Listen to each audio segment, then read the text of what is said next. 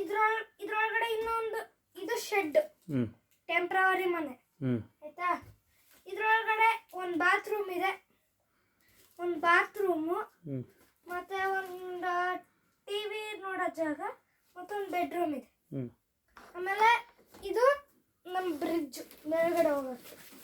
ಇದು ಬೇಕಿದ್ರೆ ನೀವು ಇದನ್ನ ಹಿಂಗೂ ಓಡಿಸ್ಬೋದು, ಬೇಡ ಅಂದರೆ ಹಿಂಗೆ ಫೋಲ್ಡ್ ಮಾಡಿ ಹಿಂಗೆ ಓಡಿಸ್ಬೋದು. ನಮ್ಮ ಹತ್ರ ಕಾರ್ಗಳಿದ್ದಾವೆ.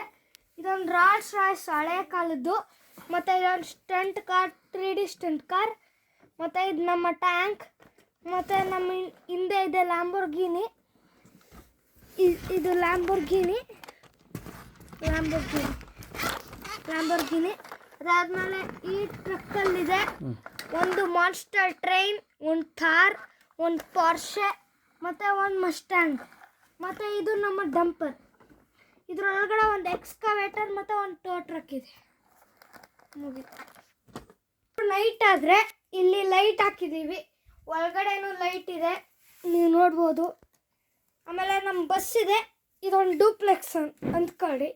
ಕೆಳಗಡೆ ಪಾರ್ಕಿಂಗ್ ಮತ್ತು ಮೇಲ್ಗಡೆ ಮನೆ. ನೈಟ್ ವ್ಯವಸ್ಥೆ